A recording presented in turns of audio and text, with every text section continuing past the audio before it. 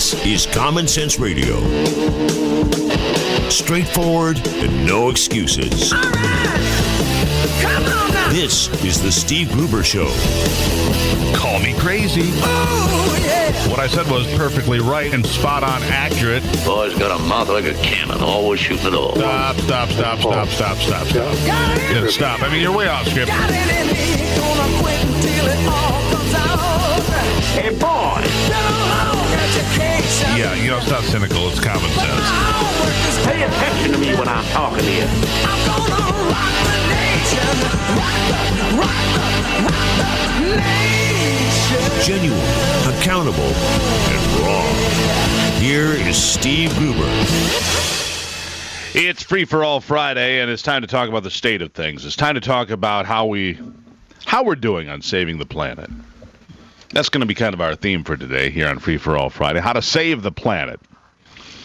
Because, you know, gosh darn it, you right there in your automobile, driving along with that little grin on your face, don't spill your coffee. Yeah, you. You're destroying the world, and everybody knows it. And with that in mind, we're going to review all sorts of stories today, discussing your destructive behavior. And that of people like you, like Brother Shane, destructive and harmful individuals. Isn't that right, Shane?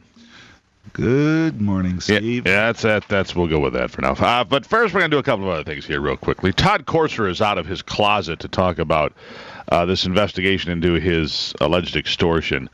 I think that's all I want to cover on that. That's it. There, I've covered Todd Courser. He's come out of the closet? He's come out of the closet to discuss, you know, the after effects of his sexual liaisons with Cindy Gamrat and his run for re-election and his finger pointing at some mysterious group of people that were attacking him from the shadows. So, anyhow, let's see here. Let's start with the big stuff.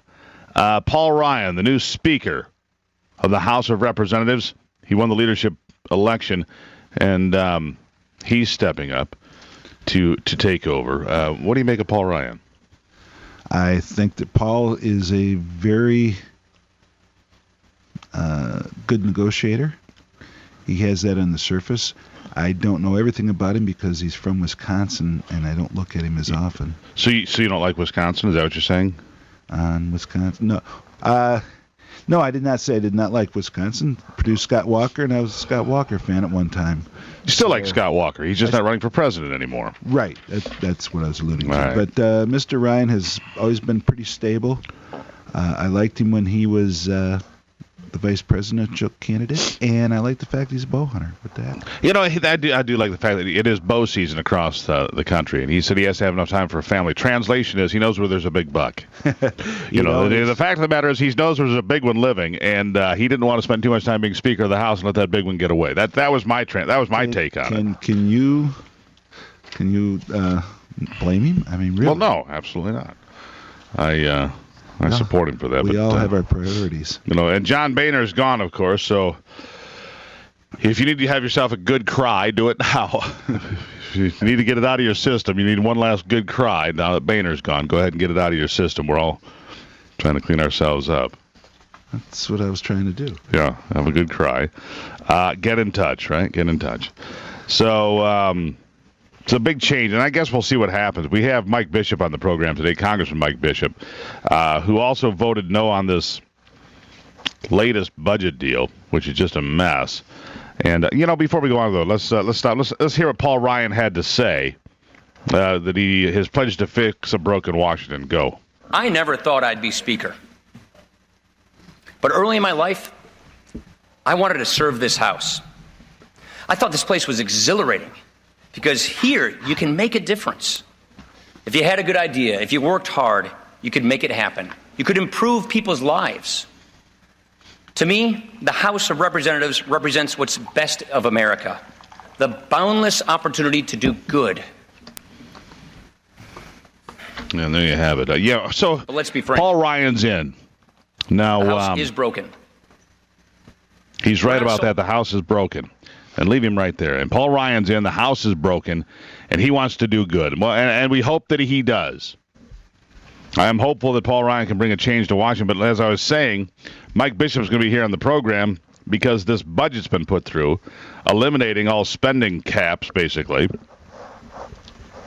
for the next couple of years, which means, when Obama leaves office, will be, $21 trillion in debt? I mean, there is a point of no return, boys and girls. We're heading right for it. I don't know where it is. Right now, we bring in about, $275 billion, maybe close to $300 billion a month in revenue the Treasury brings in.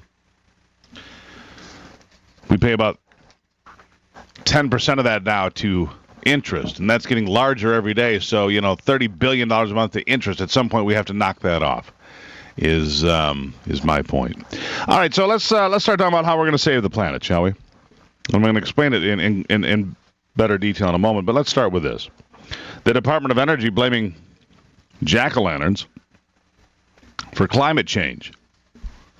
No, that's real. Look at he's Shane's got to look at us. He's like, come on. A message on the government website said that 254 million tons of pumpkin waste went into landfills in the United States last year. The pumpkins decompose into methane, a harmful greenhouse gas that plays a part in climate change. Wait a second. Granger's landfill harvests methane gas off their landfill and uses it to make electricity. This is not a time to be making sense. We're talking about government policies and programs. The agency asked that trick-or-treaters do something with the vegetable that can have a positive environmental and energy impact. So I guess vegetables that go into the trash can, say at your house or at local restaurants, by the tens of millions of metric tons annually. The waste product is not edible. Apparently that's what creates global warming. But the scariest thing you'll come across this Halloween is your jack-o'-lantern going to the landfill. It's little Johnny and little Susie's fault. I mean, come on. You wonder why kids are all stressed out? It's crap like this. Creating energy with pumpkin waste. 1.3 billion pounds of pumpkins going to landfill. And really? Can the adults sit around and have a conversation about global climate warming, change, disruption? Where do your pumpkins go? You keep your hands off my pumpkins. Here's something else for you. That's what I thought. Mm-hmm. Electric car sales crash just as soon as the federal government stops paying for people to buy them. Also, when the price of gas dipped. Right. When the price of gas dipped down, I saw $1.79 a couple weeks ago when I was in Missouri visiting. I saw it last week in Texas. Did you? Mm-hmm. And if you look, it's I paid $2.21 this morning. So the price of gas dips, electric cars go away. Well, here in the state of Georgia, it only took 1 month for electric car sales to drop more than 90% after a 15-year tax credit. It had been in place for 15 years. A 15-year-old tax credit for electric car buyers expired in Georgia. The $5,000 subsidy for electric vehicles expired in June. It gutted the electric car sector. There is no electric car sector anymore. Green models like the Chevy Volt from our good friends at General Motors, it might be the greatest car ever built, but nobody buys it when the subsidies go away. It's Free for All Friday. What are your thoughts? I've got more environmental news for you coming up. Don't you worry. I'm going to tell you how to save the planet. I am. I'm going to tell you how to save the planet single-handedly when I come back. Free for All Friday on the Steve Gruber Show. That phone number is 888-900-9966. The Steve Gruber Show. American values with Midwestern common sense. You know, I used to joke that hardcore environmentalists wouldn't be happy until people were eliminated from the planet altogether. You see, they have this misguided idea that somehow anything done by humans is in violation of Mother Earth. Now, this is the same crew that equates the life of people with any other creature on the planet. In their twisted world, a rat is a bat is a boy.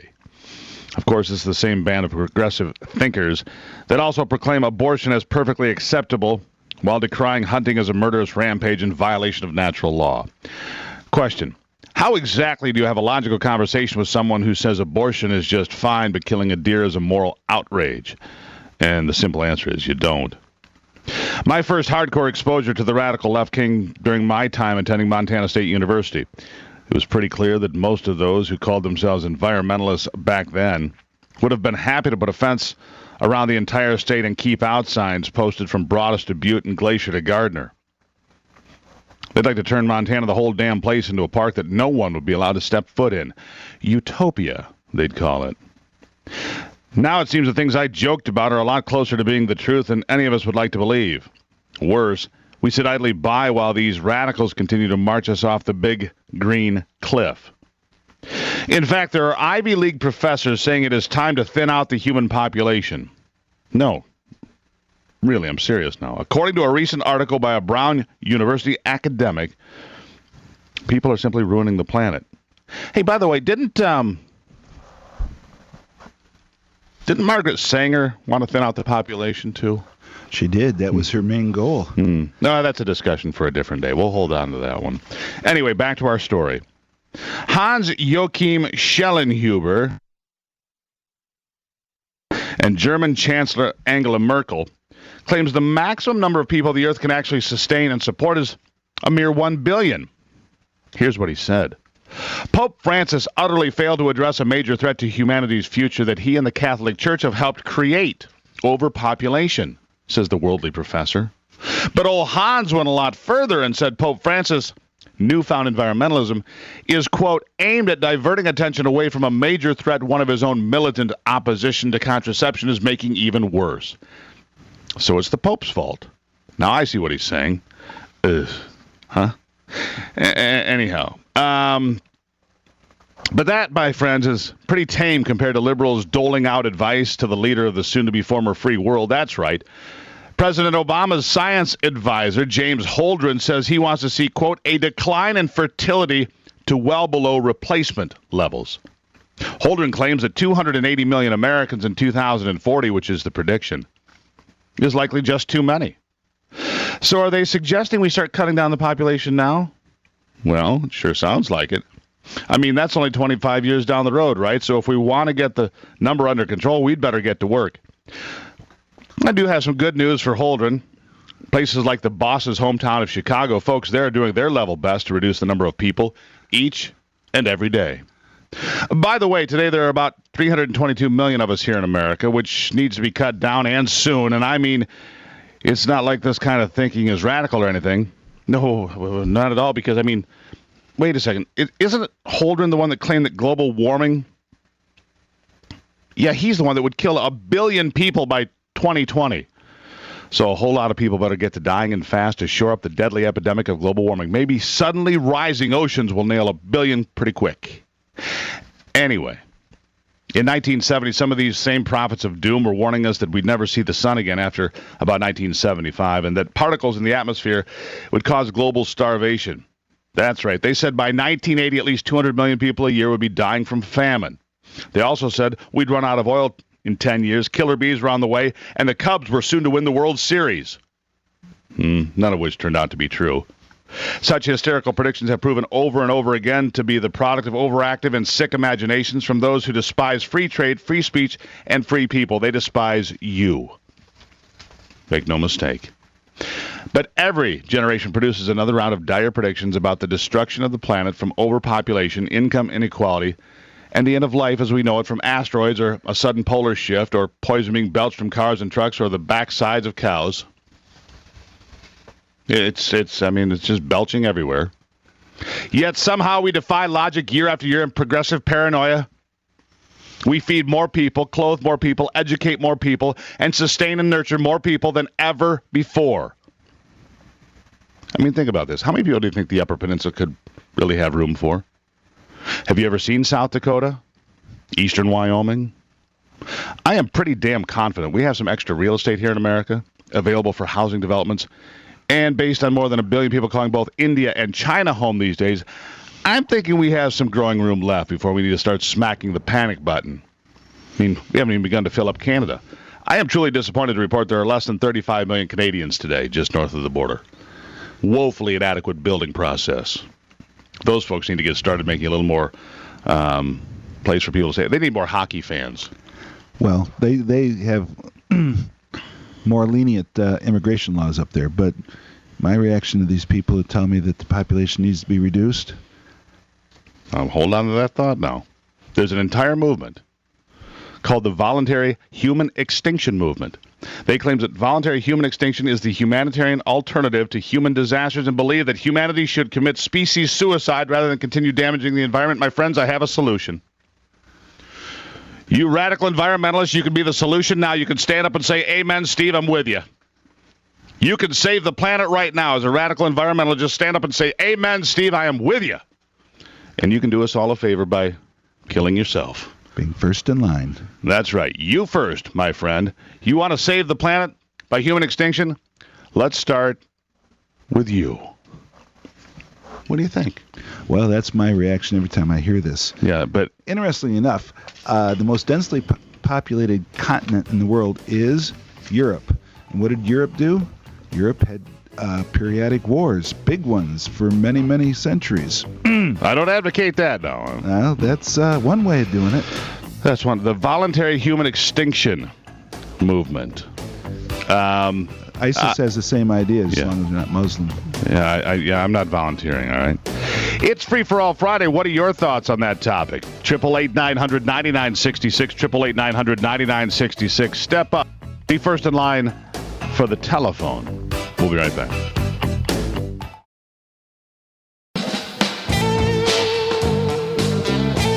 Genuine Michigan common sense on display every day. All right, which Who concert were you at? What were your favorite scattered memories of the Silver Dome? We'll get back to that. It's Free for All Friday. The phone number is 888-900-9966. Brian on the line in Southern Michigan. Brian, welcome to it.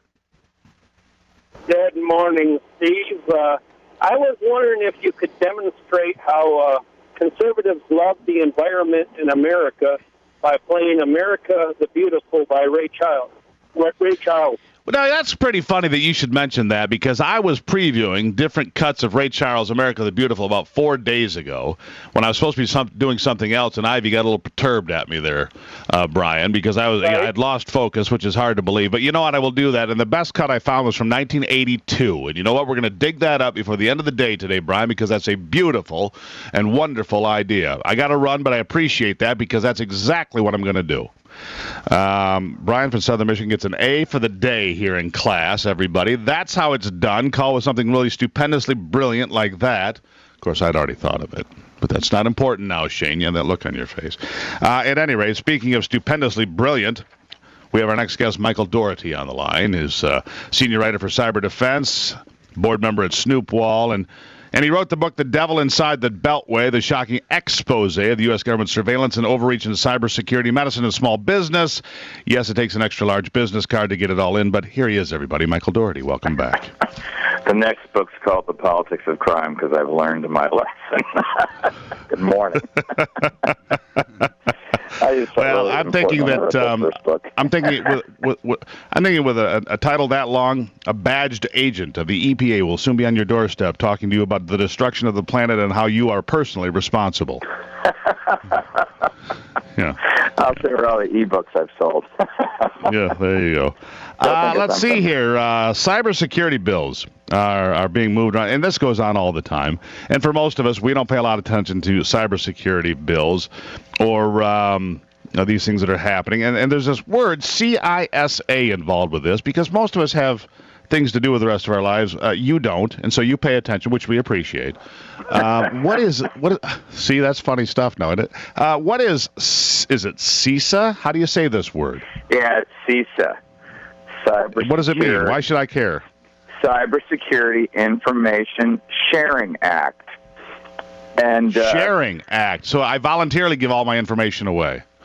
Well, you don't know, because the thing that has me really incredulous about this bill is that it's another one of those, well, we have to see how it works to let you know really what's going on with it. And I don't know if they just get the congressmen all in a private room and then scare the bejeez out of them, would they better let the government have all this stuff because, something's going to, the house is going to fall on them or what. But the problem is that they are not fixing the root problem of cybersecurity. They're just saying, we need everything, and we'll tell you later. Well, I'm good with that. You're comfortable with that, right? The Democrats and then the rhinos that sort of create the supermajority. Well, you're comfortable with that. Just give them everything. They'll decide what's important and what's not. You're okay with that, right? All your personal information. They can decide. You trust them, right? Right, exactly. I trust them incredibly, especially after Hillary turned out to... She only lies when it's not important. And it's a lie. I mean, well, what's the problem?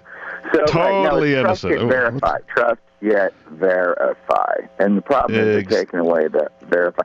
Or you could sort of just, when you file your IRS return, you could just include every credit card statement, every check you've written. Just hand the whole thing over. Because, it's the government. It's theirs to look at. I mean, the people really let's be honest, Michael. The problem with that. All right, all sarcasm aside, which for you and I is nearly impossible, but they already get I think it's this year, they get all of our routing information and checking account information right anyway. Don't they already get that on their tax return? And why would the government need your checking account number and your routing number if they didn't intend to pinch a little here and there for themselves? Why would they even need such information? Well, that's the problem. Look, there's many well-intentioned people. But there are some people that aren't so well-intentioned inside the government, and that's the whole issue with this. And the reason they want that information is because they say, I think it just makes life easier. And the real reason is, and Mike Rogers actually talks about this a lot, which is everything's mixed up now. It's not like in the 50s, 60s, 70s where it was like a letter and you could see who was on the outside. All the data's mixed up, so they don't know what they don't know, and they're afraid something will sneak into the stew. So they need the whole stew. You see, I think it's a lot more straightforward. That's one of the primary excuses for all of this. And see, I disagree with you. I think the reason that they want the numbers, they won't tell you straightforward, but the reason they want the numbers is not because there's a stew of cyber nonsense. The fact of the matter is, 5 years from now, 10 years from now, at some point, they're going to decide, Mr. Gruber, you've got this 401k. Nobody needs that kind of money. Who do you think you are? Mr. Daugherty, why in the world would you need this kind of money in a 401k? Listen, there's a lot of people out there that have struggled and worked their whole life, and they didn't get their fair share, and there's this inequality. And because they have the routing numbers and so forth, they'll just come through and sweep, just like the Greeks did. We'll take 40% of everything you have that's worth over $1 million, or whatever they determine the number is, or we'll take 40% of everything you have over $500,000, or $250,000, or 50 cents if they so well decide.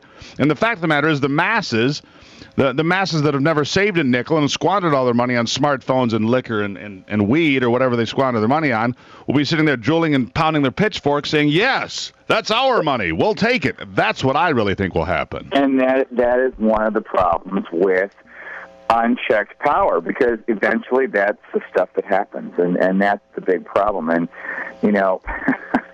it's really interesting to see, people that go, oh, no, that's so extreme. And I used to think that, too, until the tree fell down on me.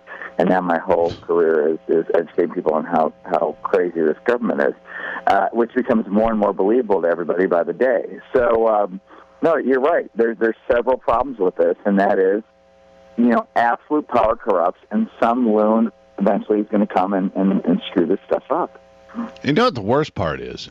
Reading all the stuff that's going on and figuring all this out, is that not only do they want to, look at everything we're doing, control what we're doing, and then torture us in some way, but then they just really want to put the boot to us and make us really suffer by taking away things like bacon. Sorry, because we can't even enjoy that because that's going to destroy the planet and give us cancer. See, so just a little bit of escapism you get from a piece of bacon, that's even illegal. These people just want to, they're horrible people, Michael. They just want to torture us at every turn. They think they're wonderful, that they're saving the world and saving you from yourself. And any means to end are great, and you should really thank them because they're so wonderful. And instead of believing in solutions to problems, they just want to stop everything. And the problem is it's never enough. Never enough. You give them anything, and they still want more. It's a sickness. That's right. One of our listeners says, bacon raises the national health care burdens, Steve. That's the problem. I'm thinking, they're well-deserving, well-intentioned. Well-deserving, well-intentioned. Who knows? I remember. I can tell you how many health recommendations that's gone on the past 30 years, where years go by and they go, oh, never mind. And the biggest one of all, cholesterol. Oh, you know what? It's not an ingredient of concern at this point. And remember, don't smoke. It'll kill you, kids, unless it's weed, at which point it's encouraged and it's medicine. What? Excuse me? Anyhow, Michael, enjoy the weekend. Don't smoke too much. Happy Halloween. Of course. Michael Daugherty, everybody, senior writer for cyber defense and so much more, regular contributor here on the program. And we just think he's terrific because he's as twisted as the rest of us. It's Free for All Friday on the Steve Gruber Show.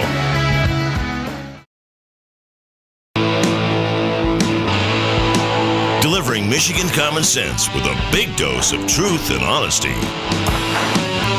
All right. So one paper plate or two, is that? Hey, I'm talking to you. Is that one paper plate or two? Never mind. It's the Steve Gruber Show, the Free for All Friday. That's a 5-plater, buddy. All right. Get those, and you need that Chinette stuff. Don't get that thin stuff. Don't want that thing breaking. It's 45 after the hour. The hotline number is 888-900-9966, 888-900-9966, the day before Halloween. And by the way, on the Steve Gruber Show Facebook page, go find the little posting. We're looking for the very best costume out there. We won't talk about it. I've seen a couple of really good Donald Trump outfits, by the way. The hair, it's spectacular. The headline that I'm looking at says this. Math test scores are down for the first time in 25 years. And I'm thinking, I watch the news. And for 25 years, math test scores in Washington have been flatlining. So how could this even be true? Our next guest, Lindsey Burke, researches and writes on federal and state education issues as the Will Skillman Fellow in Education Policy at the Heritage Foundation. Lindsey, welcome to the program. Thanks for having me. You know, I've watched politicians for years unable to do simple math, and yet you tell me it's the first time in 25 years. I'm just mildly skeptical. Yeah, right. Well, to keep with the Halloween theme, these are some pretty scary numbers, right? I mean, it really is the first time that we have seen these types of declines on what's known as the National Assessment of Educational Progress, the NAEP, and we saw declines among 8th graders and among 4th graders in both mathematics and reading. And so, you know, I think the big picture issue here is we've seen, at the same time we've seen these declines, significant increases in spending, federal, state, and local. And so, you know, to me, it all comes back to the issue of it's not about more spending. It's about who we empower with control over wait a second, dollars. Lindsey. Hold on, Lindsey. Hold on. Hold on right there. You know, that is the most short-sighted comment I've ever heard. What do you mean spending doesn't buy you a good education? Of course, right. I'm joking. So I know that to be true. When you look at the numbers, right, when we've seen the near tripling of federal per-pupil expenditures over the same amount of time, we have seen flat improvements, and this year we actually saw decreases. You know, I think it suggests that instead of just continuing to ever increase spending at the federal level, let's think about ways to actually empower parents with control over those dollars. Until we do that, I don't think we're going to see much improvement. Well, what would Bernie Sanders do? He'd say we need to double our investment because clearly we're not spending enough, Lindsey. I mean, if we're not getting the results, spend more money.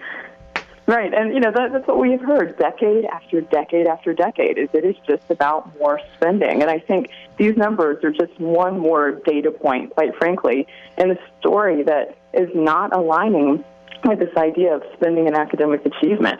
And if you kind of take the other view and say, hey, let's empower parents, and let's give them control over these dollars, in the states that are doing that, we have seen some pretty dramatic improvements. Low-income kids in Florida, for example, which has one of the largest school choice programs, have seen dramatic improvement over the past decade. So, you know, we have pockets around the country where we are seeing really significant improvements, and many of those pockets happen to be where we are also seeing changes in how we finance education, where we have started to fund the child instead of funding the system. Instead of funding the, dare I say, the union? So fund the education, do not fund the union? So that's the thing. There's so many different reforms that should be coming into play in states across the country, whether it is right to work, whether it is giving teachers a choice as to whether or not they join a union. We saw this in Wisconsin to great effect. school choice options, merit pay for teachers. I mean, when we look at the suite of reforms that states like Florida put into place, and when we see the impact that these reforms can have, particularly when it comes to school choice, to me that paints a really hopeful picture. It's just about right. Here's the problem, move Lindsey. those reforms forward. Well, all sarcasm aside, here's the problem. If you were a politician, terms like bigot and racist and short-sighted being attached to your name right now, to emails being sent all over. Oh, Lindsey says this and she says that because of schools of choice, and that's a Republican scheme to protect white kids and blah, blah, blah, and all the nonsense you have to deal with. No wonder we have no success in education. We can't even get out of first gear when it talks about reforms because people get demonized as soon as they suggest anything that might work. Your plan in Florida, it's probably a great Florida plan. It's probably one of those best practices, things we could apply elsewhere. Will it ever go anywhere? Unfortunately, in this environment, probably not. Well, if you look at who's actually served by school choice options, and by school choice, of course, we mean things like scholarships, tuition tax credit options, education savings accounts, vouchers. When you look at school choice options, these options are primarily right now serving low-income and minority children and children with special needs across the country. And in fact, school choice options for children with special needs are the fastest growing school choice options across the country. So they are really serving those kids who have historically been the most underserved by traditional brick and mortar public schools to which they've been assigned. Well, there's no question about that. But again, the challenges are the same, which is getting it past politicians who, in my estimation, really don't care about the kids. They care about an agenda and a narrative that can get them reelected cycle after cycle after cycle. And as a result, the byproduct of that perpetual pursuit of an office is that a lot of these kids get passed by and passed over, and they have literacy challenges and math challenges, and therefore they have challenges for the rest of their life. You know that. I know that. And the figures that just came out that you referenced, the decline this morning, I mean, that shows exactly what you're talking about. I mean, we've just not seen improvements. But for these states that continue to refuse, basically, to provide school choice options to kids, they will be states that are standing alone pretty shortly. I think parents are going to be able to look around pretty quickly and see that neighboring states have all moved on school choice options. So I think that in short order, we are going to see enough competitive pressure from other states on the school choice issue that many states that refuse to move in that direction aren't going to have that luxury much longer. Lindsey Burke from the Heritage Foundation. I hope you're right about that for the sake of our children for real. Lindsey, thank you so much. Thank you for having me. Free for All Friday on the Steve Gruber Show.